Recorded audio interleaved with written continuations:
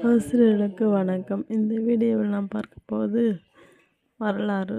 மௌரியர்களுக்கு பின் மௌரிய பேரரசின் வீழ்ச்சியின் விளைவாக இந்தியாவின் மீது படையெடுத்தவர் யார்?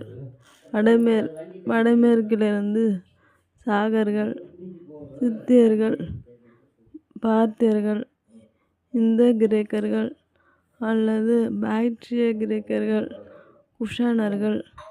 யாருடைய மறைவிற்கு பின்னர் சாதவாகனர்களின் சுதந்திர பேரரசர்களாயினர்? தெற்கே ஆட்சி செய்த அசோகர்.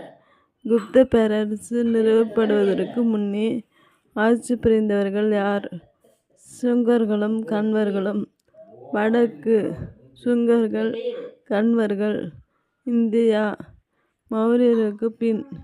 தெற்கு சாதவாகனர்கள், வடமேற்கு இந்தோ கிரேக்கர்கள், சாகர்கள், பார்த்தியர்கள், குஷாணர்கள். மௌரியருக்கு பின் காணப்பட்ட தொல்லியல் சான்றுகளை கூறுக.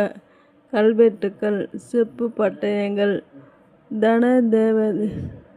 தனதேவனின் அயோத்தி கல்வெட்டு, பெர்சிபோலிஸ், நஸ்கி, ரஸ்தம் கல்வெட்டு, மோகோ, தட்சசீலம் செப்பு பட்டயம், ஜூனாகத் கருணார் கல்வெட்டு, நாசிக் மெய் கீர்த்தி பிரசஸ்தி, முதலாம் டேரியஸின் கல்வெட்டு. மௌரியரின் ஆட்சிக்கு பிறகு பின் காணப்பட்ட நாணயங்கள் யாவை? சாதவாகனரின் நாணயங்கள், இரண்டாம் காட்பிசஸின் நாணயம், ரோமானிய நாணயம். மௌரியரின் ஆட்சிக்கு பிறகு காணப்பட்ட அயல்நாட்டவர் குறிப்புகளை கூறுக. சீன பௌத்த துறவி யுவான் சுவாங்கின் பயண குறிப்புகள். மௌரிய பேரரசின் கடைசி அரசர் யார்? பிரகத்ரதா யாரால் கொல்லப்பட்டார்? அவருடைய தளபதி புஷ்யமித்திர சுங்கரார். புஷ்யமித்திர சுங்கர் எங்கு தனது சுங்க வம்சத்தை நிறுவினார்? மகதத்தில். புஷ்யமித்திரர் எதனை தனது தலைநகராக்கினார்? பாடலிபுத்திரத்தை. புஷ்யமித்திரரின் அரசு எதனை நோக்கி விரிவடைந்து எதனை உள்ளடக்கியதானது? மேற்கு நோக்கி உஜ்ஜயினி, விதிஷா. யாருடைய படையை புஷ்யமித்திரர் வெற்றிகரமாக முறியடித்தார்? பாக்ட்ரியாவின் அரசன் மினாண்டர். ஆனால் மினாண்டர் காபூலையும் சிந்துவையும் தன் கைவசம் வைத்து கொண்டார். யாருடைய தாக்குதலை புஷ்யமித்திரர் முறியடித்தார்? கலிங்க அரசர் காரவேலனின். மேலும் விதர்பாவை அவர் கைப்பற்றினார். வேத மதத்தை தீவிரமாக பின்பற்றியவர் யார்? புஷ்யமித்திரர். புஷ்யமித்திரர் தனது பேரரசின் அந்தஸ்தை நிலைநாட்டுவதற்காக இருமுறை எந்த யாகத்தை நடத்தினார்? அஸ்வமேத யாகம். புஷ்யமித்திரர் சுங்கருக்கு பின்னர் பதவி ஏற்றார். அவருடைய மகன் அக்னிமித்ரா. காளிதாசர் இயற்றிய மாளவி காக்கினிமித்ரா நாடகத்தின் கதாநாயகன் என கருதப்படுவர் யார்? புஷ்யமித்திர சுங்கரர். அக்னிமித்திரரின் மகன் வசுமித்திரர் கிரேக்கர்களை சிந்து நதிக்கரையில் வெற்றி கொண்டதாக எந்த நூலில் குறிப்பிடப்பட்டுள்ளது?